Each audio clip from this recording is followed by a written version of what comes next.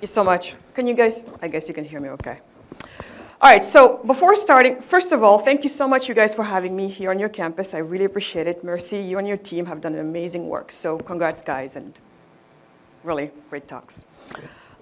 Before starting, I just wanted to make a few things clear, because the last thing I want when I talk, I don't like people to be lost on details. And us Africans sometimes like to, on dit en français, palabrer. We like to talk, and complain, and be like, oh, well, but what about this, what about that? Let's stay with me at the 10,000 feet level.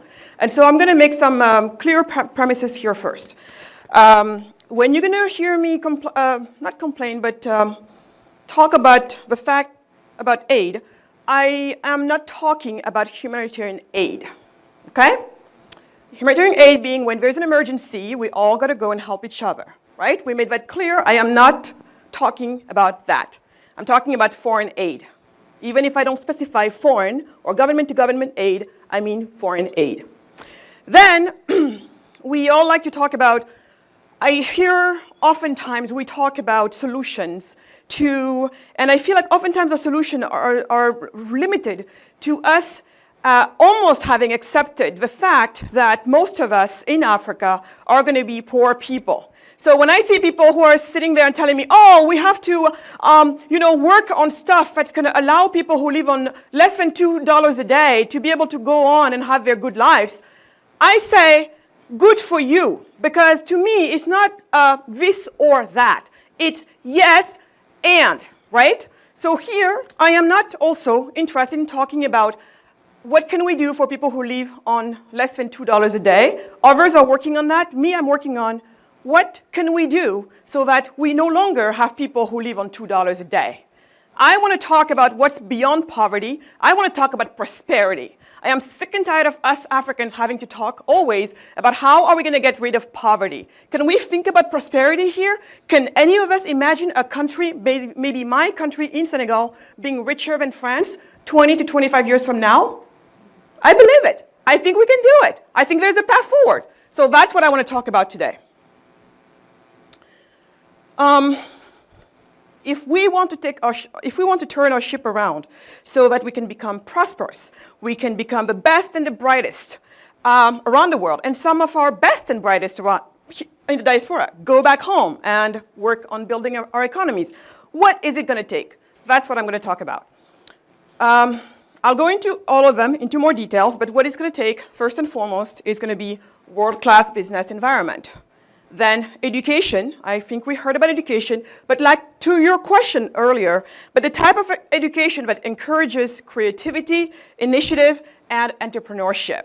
I'll talk about, you were asking how do we do that? We'll talk about it. We need to address the issue of perceived cultural inferiority. I like to call that the self-hate. Look, I'm African, we're amongst ourselves, let's talk about the realities, right? The fact that we don't feel good about ourselves. I don't care how much you want to deny it. A lot of us, for various reasons, may not feel so good about themselves. And we got to address that issue. We can move past it, but we have to look at face on. Last is going to be the fact that we need to address the issue with the African families. You're wondering, what is that? You all know what I'm talking about. So, on the world-class business environment, why do I talk about the world-class business environment? Think about it. What is poverty? When are you poor? People are poor because they have no money. You have no money because you have no source of income. A source of income for most of us, where does it come from? Where does a source of income come from most of us? Maybe not you guys because you're students, but later on when you move into life, where do you think most people's source of income comes from? A job. Thank you. A job. Where do jobs come from? Jobs come, yeah, robust economies, but let's just be, where do you get a job? Where do you work at? You work at, usually it's a business, right? And even if some people who tell me jobs come from government, for those of you who are going to work in government, I hope you're going to be paid. Where do you think that money comes from? It comes from taxes paid by employees working at companies, and also those companies will pay you the taxes. So you're back to the private sector, right? So if we made this very critical link between poverty and jobs and businesses, and I would like to even go deeper, within the type of businesses that we want to talk about, it's for small and medium-sized enterprises. That is known around the world. Small and medium-sized enterprises are the ones that create those new jobs that all the economies need. And given we need hundreds of millions of new jobs all over the continent in Africa, don't you then think that we should maybe start to pay attention to the business climates of our countries? Who here has ever looked? I see you nodding. You're saying, yes, good, I like that. But who here then has looked at the Doing Business Index ranking of the World Bank? I see one hand, I see two hands, I see three hands, I see four hands. Yet everybody here is telling me, yeah, jobs important. Yeah, we just saw that. Yeah, it comes from entrepreneurs. Yet only 4 people here know about the Doing Business Index ranking. Why do I care so much about the Doing Business Index ranking? Probably one of the only rankings I care about from the World Bank. Why? Because it measures 10 indicators for every country in this world. It measures indicators that have to do with how easy it is to start and run your business in any given countries.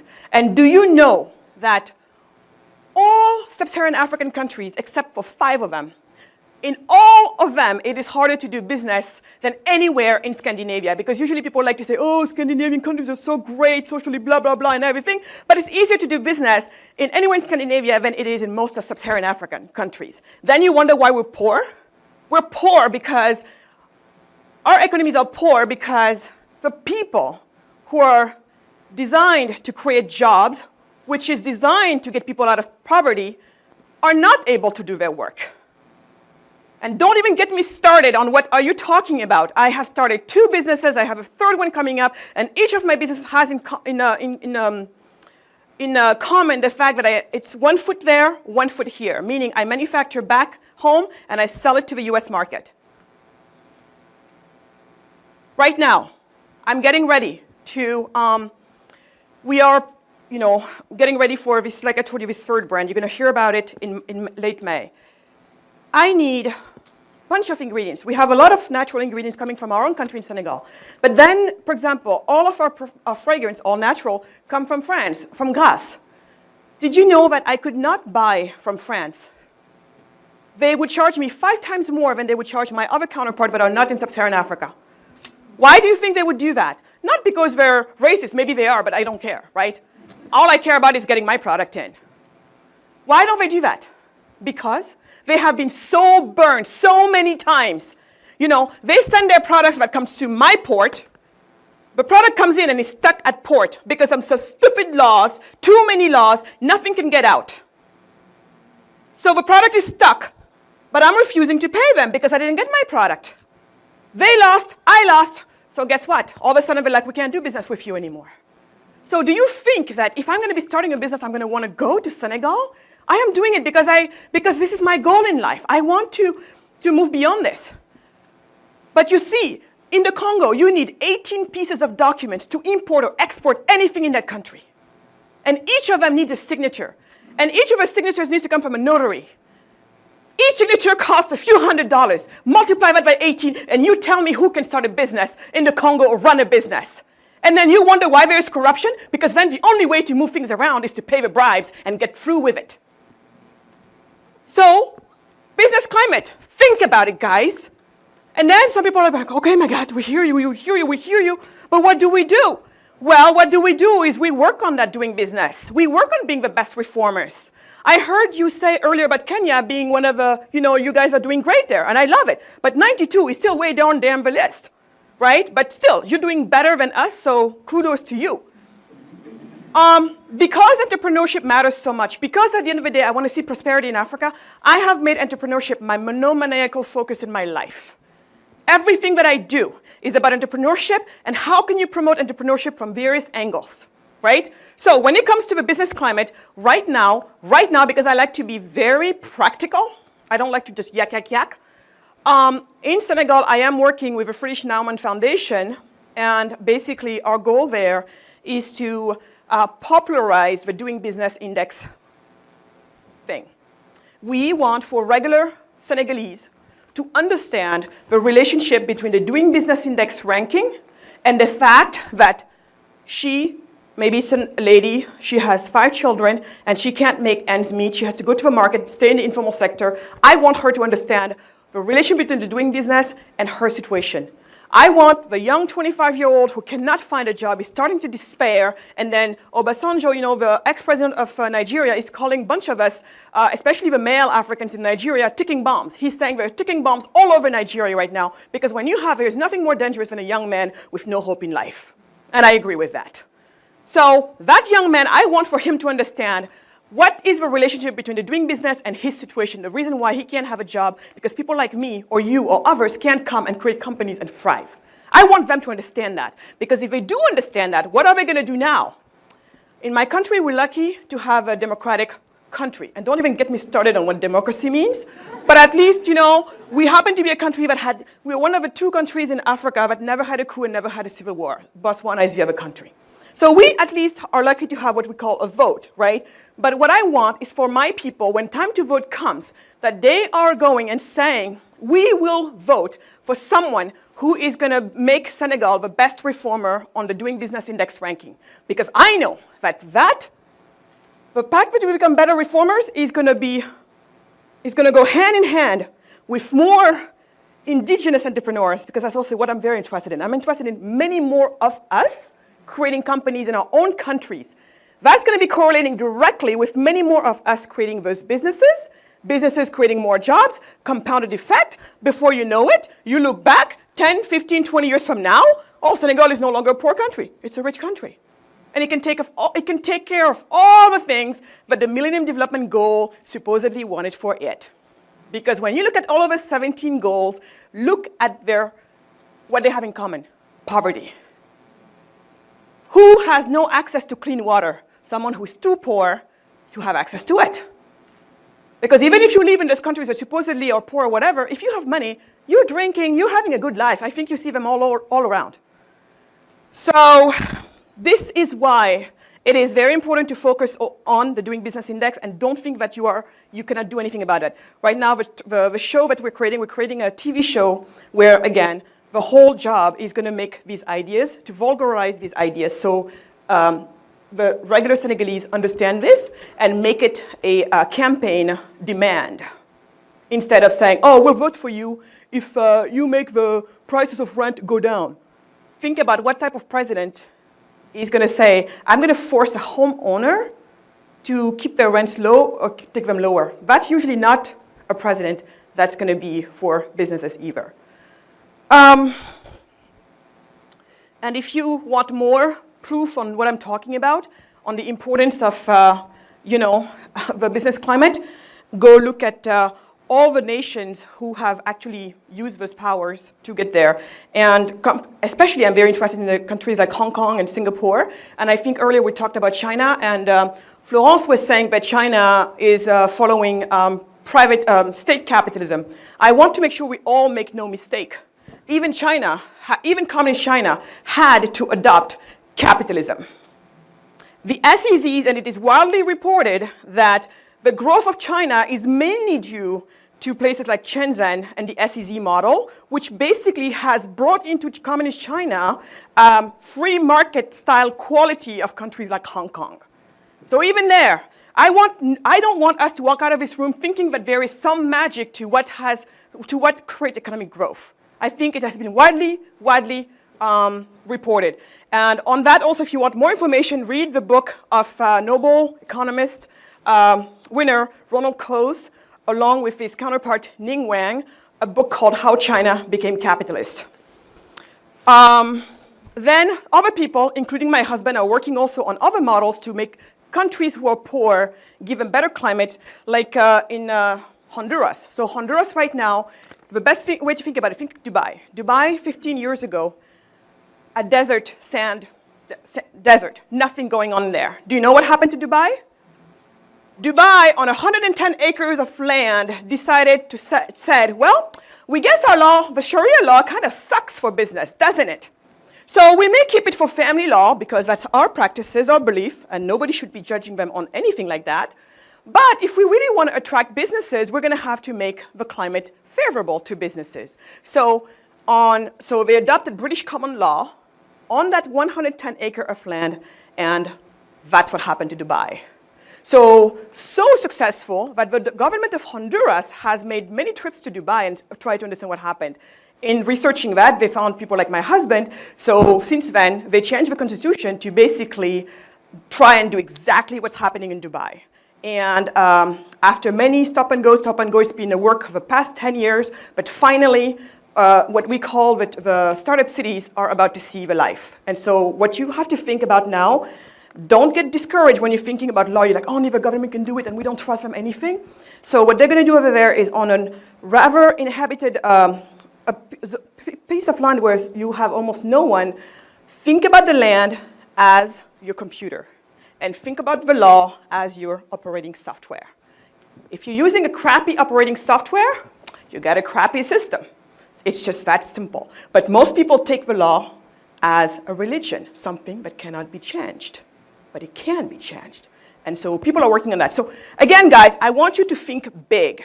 I don't want you to think like, oh, we're here, this is the only thing we can do. No, there's a lot being tried out there. So get yourself plugged into those things.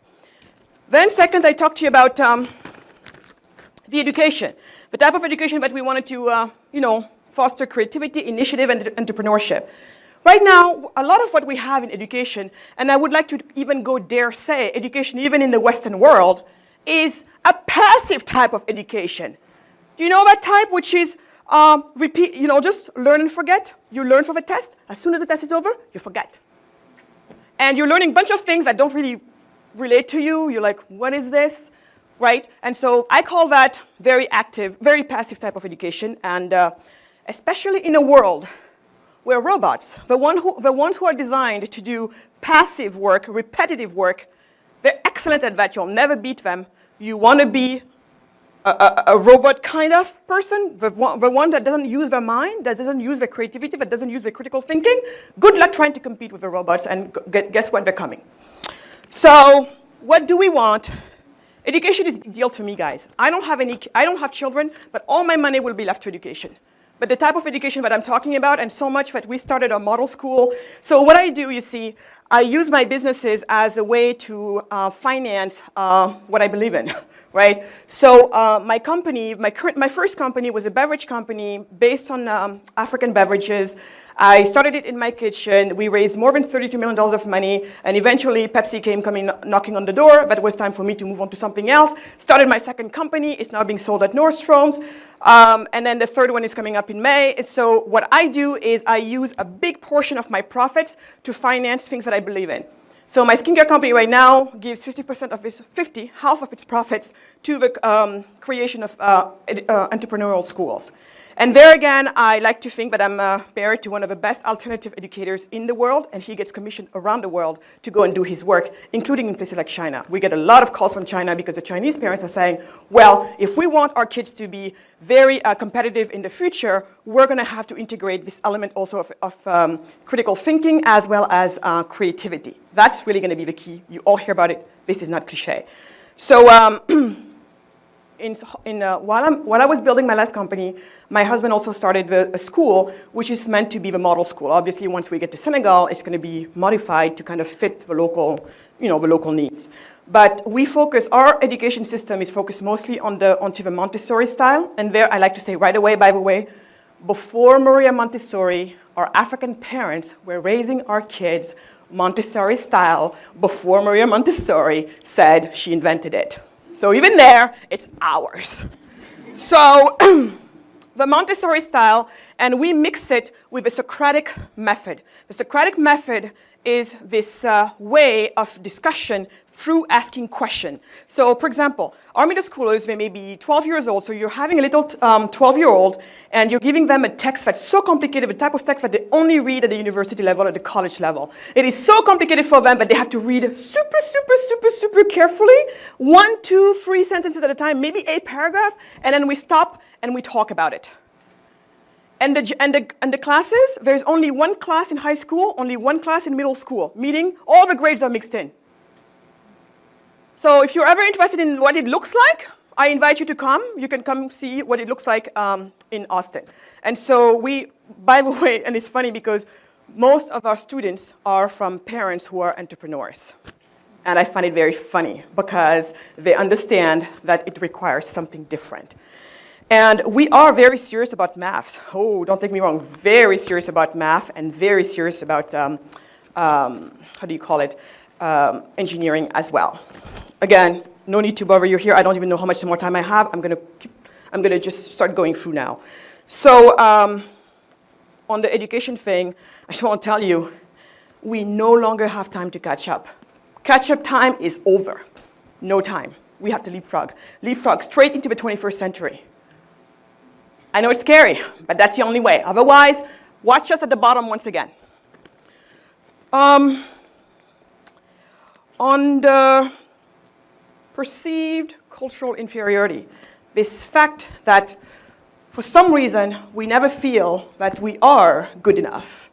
And on that one, that's one of the reasons, the main reasons, the perception that Africans and non-Africans have of Africans, whether they admit it or not, that has been the key for me to do everything that I do. So in my businesses, I focus primarily on building consumer brands that have embedded in them the very best aspects of my culture, right? And the way I build my businesses is very much along the model of, along the principles of conscious capitalism, meaning every decision that I ever make for my business has to be a win-win-win-win-win between the stakeholders. Before a decision is made, I ask myself, how does it impact the employees?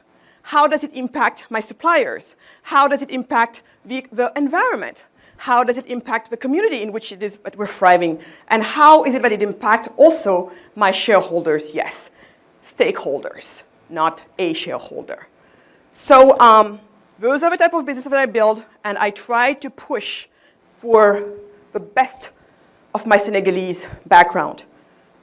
If you do that for Kenya, you do that for Uganda, Tanzania, and all of us start to do that for Nigeria, for all of these things, together as a tapestry, we're starting to tell a really very different story of Africa that's going to be resonating with people at their most intimate level. Because when you drink me, when you drink my culture, when you wear my lotions on you, in which I have told you the story of the products that are in there, and also the stories of how my grandmother, from the day I was born, because that's what we do in Senegal, the first 45 days of your life, you get this massage head to toe with these amazing ingredients, and you see your child just becoming invigorated and all of that, and you're like, wow, my God, this African, grandmother taught me so much. You are starting to not really have the same thinking of her, of all the nasty images the world can tell you. And they can give you as many images as they want, it doesn't matter, because actually, you have a relationship with her. So that's one of my techniques to try and address the way we look at ourselves and hopefully see ourselves in a better light. Another one is also the stories that we tell ourselves. So just a month ago, I started a publishing company in Senegal, and it's going to be only for kids, children's books. And the first story is ready, and we are now working with illustrators to make it, to illustrate it.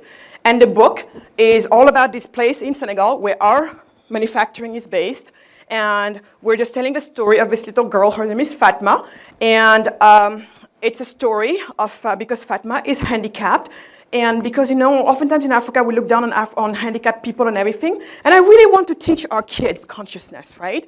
And we beat up our, our animals and all of that stuff. I'm not okay with that. So Fatma, she's handicapped. And so the story goes as, she's seeing this horse. And because she's in this region where we are known for horse riding, right, back in the days, but where some of our greatest warriors come from and all of that. So she sees this horse, and together, but the horse only has 3 legs. So you can imagine the story. And Fatma wants to go and run in the race, but everybody tells her, well, little girls don't run in races, because, we're in Africa, little girls don't race. And so in any case, you can imagine the way she goes against all people's beliefs and everything with her little horse, and the people in the village, because they're known to do basket weaving, they make a weaved, leg for the horse, and so on, and so they go. So stories like that in which we're weaving the traditional, the cultural part of that part of Senegal, we're weaving, good habits into it, all of that stuff, and that's going to be for all the children of Senegal and maybe of a sub-region. And that's story number 1. We're going to have many more stories like that coming out, and we hope that one book at a time, one child at a time, hopefully we have kids who are really getting a different opinion of themselves. Yeah, and also in the curriculum for our school, we're going to be building in the stories of a lot of the people who have done great for Senegal, at least, and the rest of Africa. We're basically changing the story at our own level and documenting all of that, and hopefully our kids will get to learn the tales of our great leaders. And on that, and understanding how culture can change that way, anybody who gets a chance, read the story of Infosys in India. When Infosys made the success that they made, that's when a lot of people in India started believing that, yes, them too could.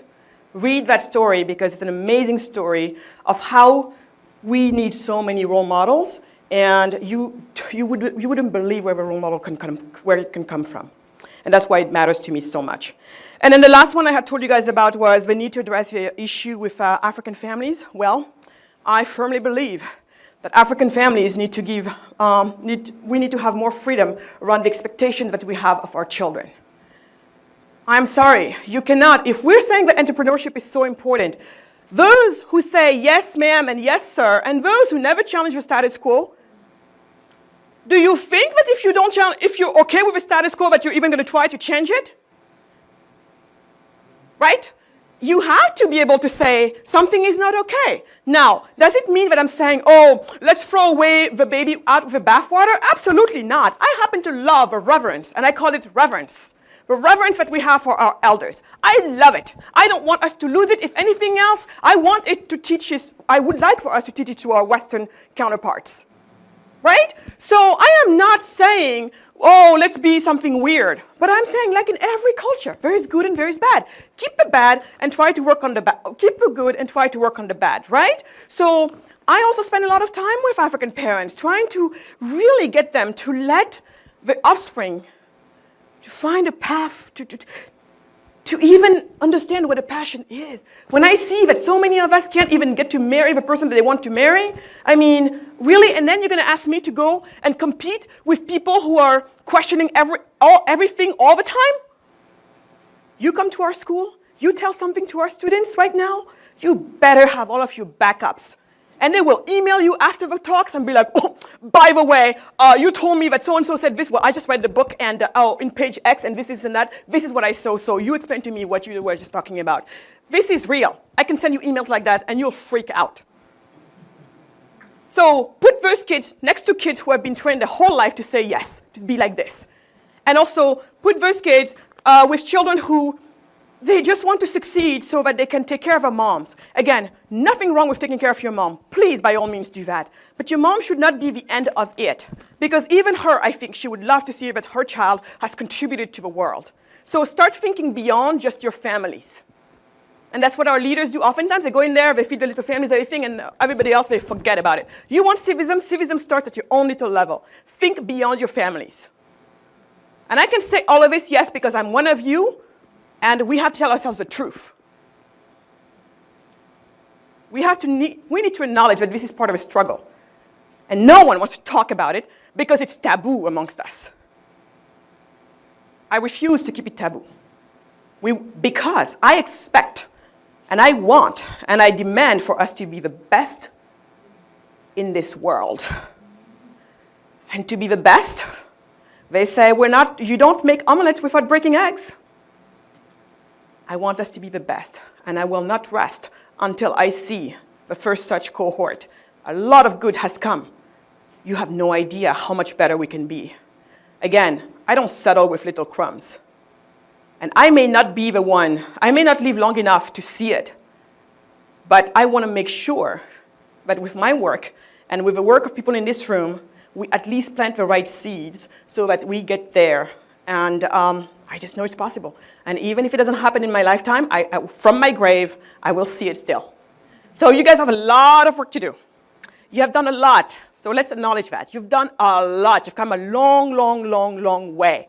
And I see William in the room, right, William? The first time I saw William was at TED Arusha, right? When you came on stage, William, and you talked about your project. And now you look at you, William. Right? So, guys, you are it. I belong to a group that calls itself Africa 2.0, and we like to say, we are the generation that we've been waiting for. It's that simple. With that, you take it away, be as bold as you want to be. This is yours. This is your time. This is not a cliche, but it will be your time only if you are willing to do the hard work, and I know you have it in you to do the hard work. Don't disappoint.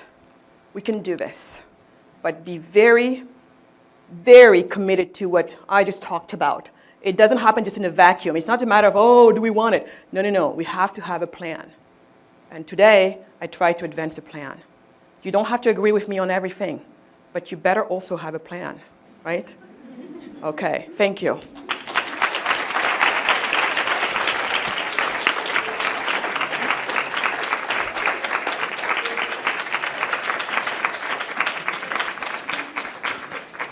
Thank you very much, Ms. Magatte Wade. Snaps, please. Snaps all around. Right? Wow. I wanted to take a bathroom break, then she started speaking, and I just thought, I don't need that kind of negativity in my life. Oh, my goodness. Thank you. Wow. So by show of hands, how many of you feel inspired after that? Okay. By show of hands, how many of you feel extremely inadequate? Okay, lessons I've taken away. I have to use more of this floor space, okay? Yes. Because I mean, no one needs that mediocrity in life as well, right? Okay, well anyway, so we have to take questions. All right, and she needs to leave soon, so please, questions. Joan, go. Thank you so much for coming to speak with us. I was very intrigued and inspired by your speech.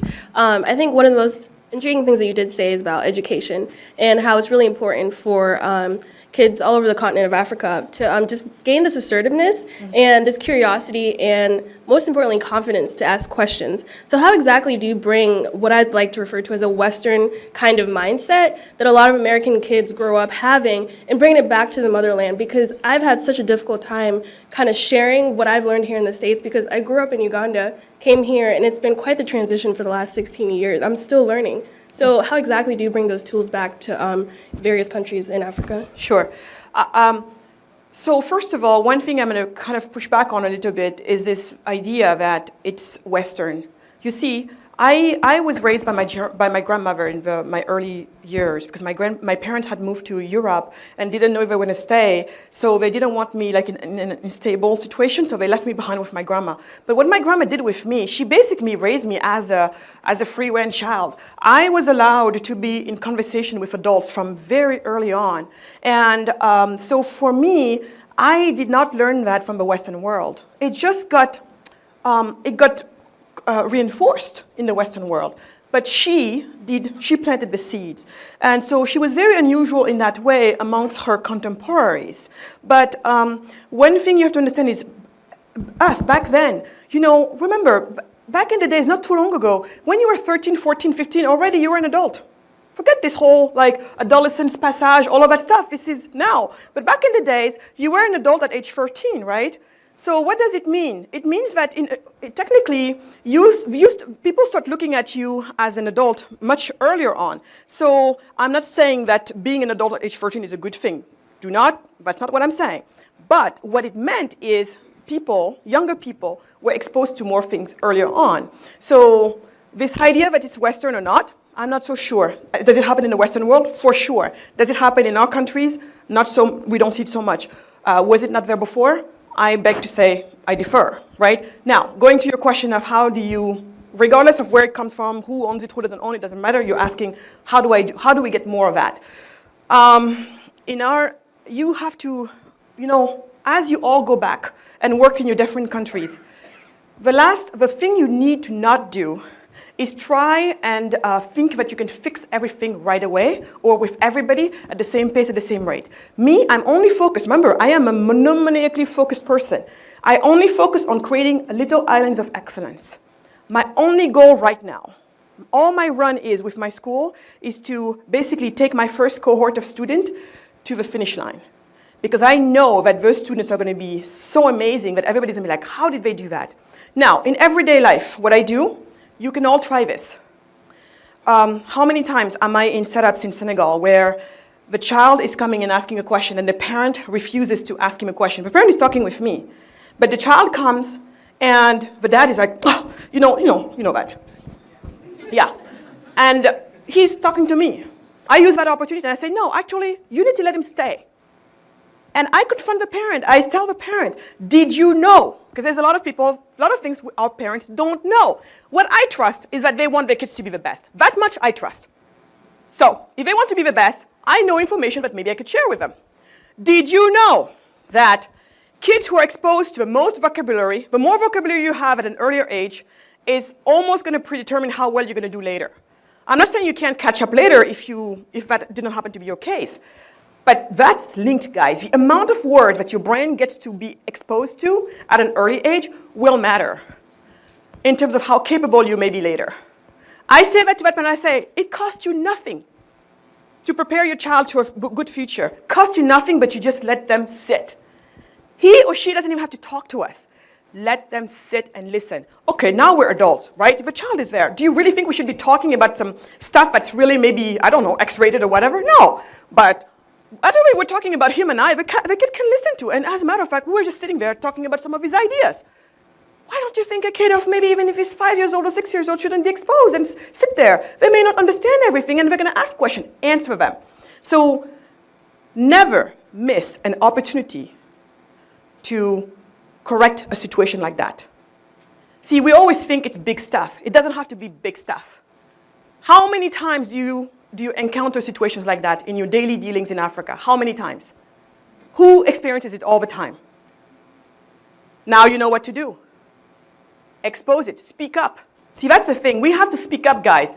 But if you're going to be sitting there and being afraid that they're going to call you the bounty, you know what bounty is. She's black on the outside and white on the inside, whatever. Get called anything, you're helping that kid.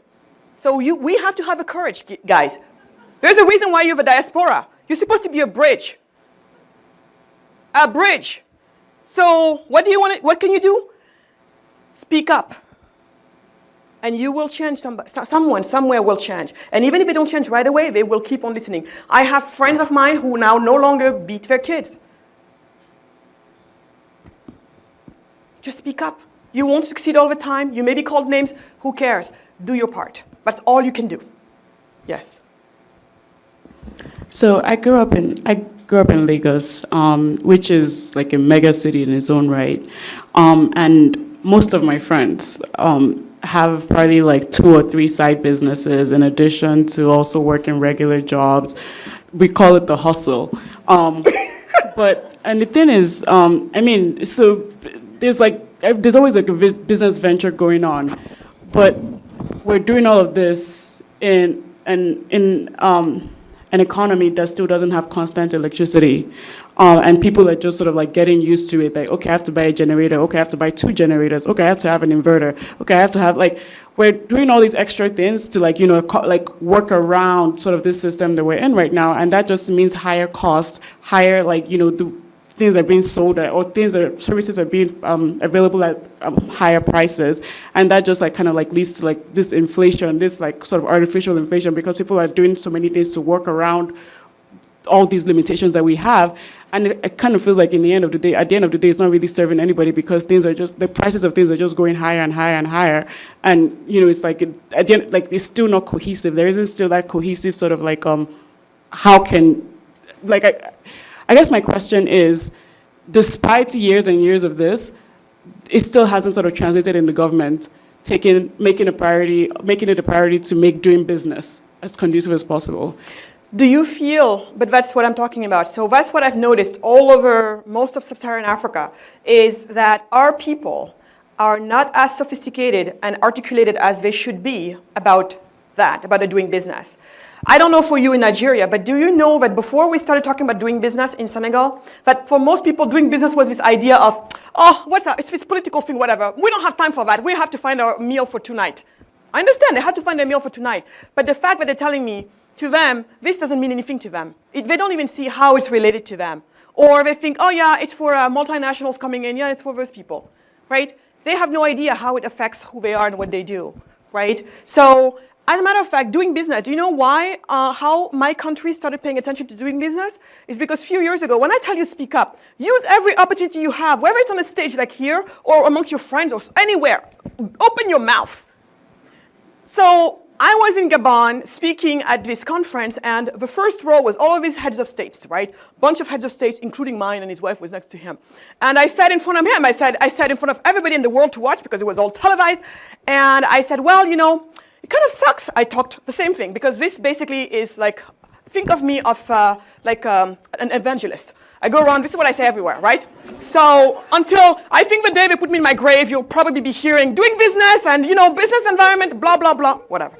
So I said the same thing in front of him because you see, I have my company. So you have sister companies, one sister company in Senegal, one sister company in the US, and the mother company in the Cayman Islands. Cayman Island, US, good, no problem, fine. Senegalese one took 2 years, and I don't even want to go into how much money it took. And I said that in front of him, and I said, and then you wonder why our country is having problems. Maybe we got to work on this stuff and become some of us created a mini diplomatic incident. Yes. So, but he's just like, but I think it rattled him in the right way. He got rattled. And since then, he lined up all of his ministers. I was told all of this. And said, from now on, we're going to have to focus on this. And at the same time, I had written an article for Forbes on this simple idea, because when I talked to you about how bad the laws are, it's part of doing business, the labor laws. Labor laws are so complicated and so messed up. In France, in Senegal, like in France, because we've copied most of the French laws, I am technically married to my employees, for good or for bad. Yeah, the law says, if I have had you for 5 years, the day I need to get rid of you for whatever reason, maybe it's just because the economy tanked, and I need to lay off some people, recover, and then hopefully bring you back. Or maybe cut your employment from, you know, permanent to part-time, whatever. Things happen. You need to have flexibility in business to get to react real time. But the law tells you, oh, you're going to get rid of her? You have to pay her. She worked for you for 5 years. You have to pay her 5 months of severance. I'm already struggling. You're telling me I need now to pay 5 months of severance? Why don't we just all go down together? And that's usually what happens. But like I like to say, and that was the title of that article, if I can't fire you, I cannot hire you. It's that simple. If you're going to marry someone and I tell you you can't, you're going to marry me, you can't divorce me, and I tell you, oh, gee, be careful, you can't divorce me if you marry me. Will you marry me? Probably not. Thank you. Okay, so that's my point. But the thing is, we don't understand any of this crap, because that's the reason why so many companies do not want to set business or shop in Senegal. That's the reason why so many of my friends in France, who even have companies right now, do not want to go beyond even 10 employees or beyond 50 employees, because there are some lines like that. When you cross them, all of a sudden you invite all types of crap into your own business. And these people need 5 people more. Do you know how many more businesses need 5 people more, 10 people more, 100 people more? Do you know how many millions of jobs could be created in France right now, but they're not being fulfilled because they know the minute they get to that number of employees, that's it, the labor law kicks in, and now you have all of these costs and all of this crap, and you're basically like this. Again, if I cannot fire you, I cannot hire you. It's that simple. And so that article was debated on national TV, because it was part of my, again, doing business, debated on national TV, the most respected intellectual TV show. There were 2 sides were debating it. But since then, it is a goal of Senegal to be a good reformer. And now I am not happy with how slow it's going. We are reforming. Oh yeah, we're reforming, but not as fast for my taste, because I told you I have no time. So I am putting more fuel in the machine. And that's why I'm doing this TV show, because now I want everybody in the country to be able to understand exactly how it works, give them the right words, and let them go and lobby as people having their electoral card. Because that, the government can hear. Me alone, screaming in some corner over there, maybe not. So what you're talking about, the only way we're going to fix this, again, nothing comes easy. We're going to have to do the heavy lifting. So maybe if the young people in Nigeria were very articulate about these ideas and the links between everything, something may start to happen. And they make it their demand. But right now, they're demanding a bunch of stuff, but not things like that. Or they will say, oh, we want cheaper electricity. Okay, yeah, you want cheaper electricity. Yeah, so, and? But that's what our people ask for right now. See, it's very important what you ask for. Yes, sir. The man who wouldn't marry me. Go ahead. It was in person. So I'm sure whenever you started entrepreneurship, you had a lot of struggles and questions and all kinds of stuff along the way. So do you, now that you're a successful entrepreneur, mentor anybody, or are you interested in doing something like that for people that are just starting out? And I have another question. Yeah, go ahead. Second one is, I saw Kenneth look at you with awe whenever you said you fund ideas. So would you fund his project? Well, actually, thank you for reminding me, because I was going to tell Kenneth, but Kenneth messed it up when you say, oh, if there's any guy here who is interested, and I said, well, whatever, you're done. But no, I mean, it was just, before that, because Kenneth, I really, really care about ed tech. Ed tech is so cool, and I think it's a great, it's a really cool new, era of business. So yeah. So I was gonna say, but then I heard that, I'm like, whatever. Go find your guys. Yeah, but definitely, I didn't say that I was an investor or anything, but definitely send me some information. I'm very interested in what you're trying to do. Yeah. And then going back to your question. So unfortunately, as you can imagine, I'm barely hanging on. I'm barely, like my head above the water. But what you can do is get my email, send me an email, and just be patient. I am not ignoring you. I'm not being obnoxious or anything. I always get back. So send me an email. Be as precise as you can. Be on your email. What is it? What's the need? And then I'll email back to you when I get to it saying if I can do something great. If not, I'll tell you, I'm sorry I can't, or maybe I'm not qualified enough. Whatever it is, but I'll get back. If you don't try, you won't know. So, and if I know other people who may know or may be helpful, I'll be sure to connect. Yeah. Yes, sir. Thank you very much. I wanted to ask about we seem to be having a tricky balance between nascent industries and then the cheap imports. Yeah. I'll give you an example of Uganda where we had very beautiful shopping bags, but then we are receiving very cheap imports in terms of polythene bags, which cannot compete favorably with the local industries.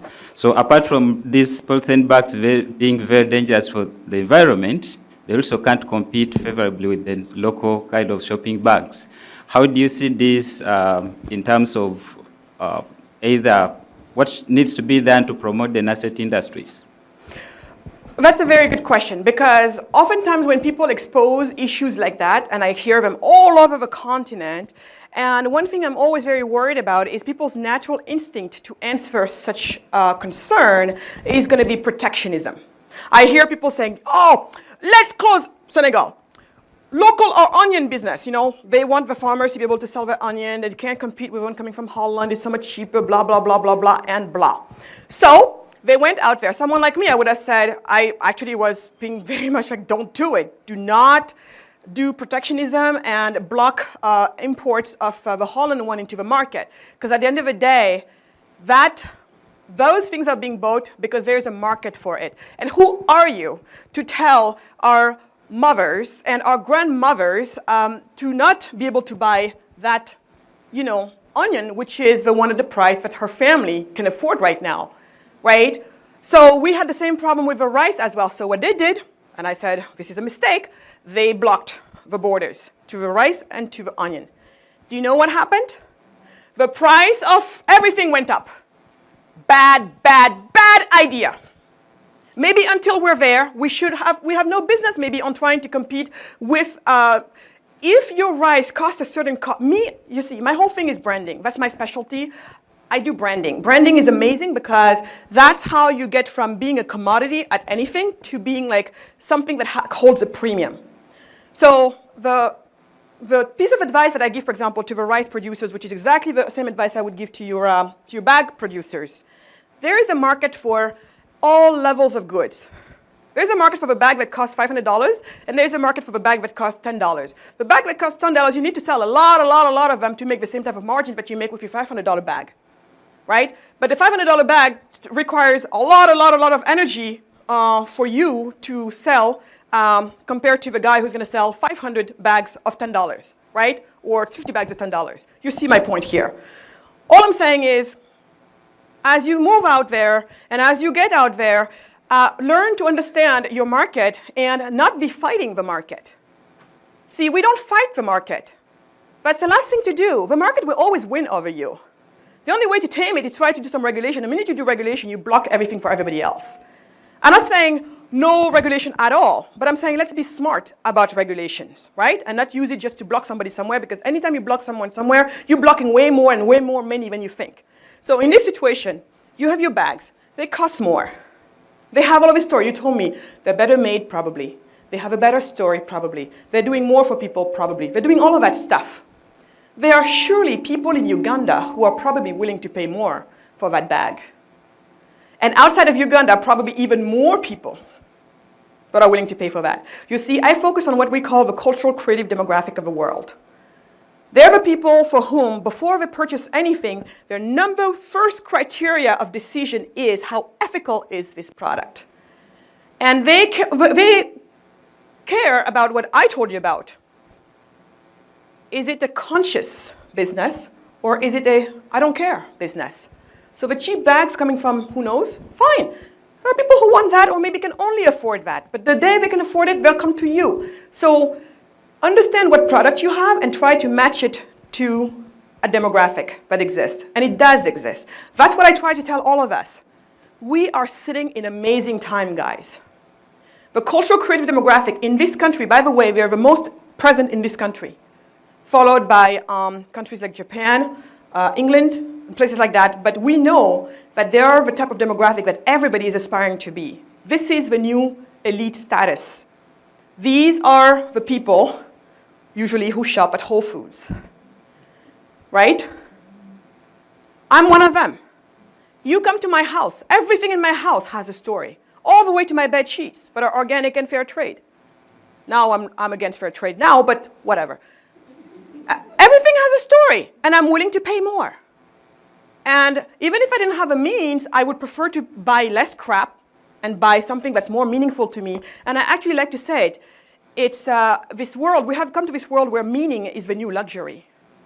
It really is. In rich countries, we have gotten to the point where people have so much around them, so much. They have entered what we call the experience economy. It's all about experience. What is this product doing for me? How does it make me feel? And the people who are making it, how does it work for them? And how does it protect the environment? And what social issue is it fixing or not? And they love those customers.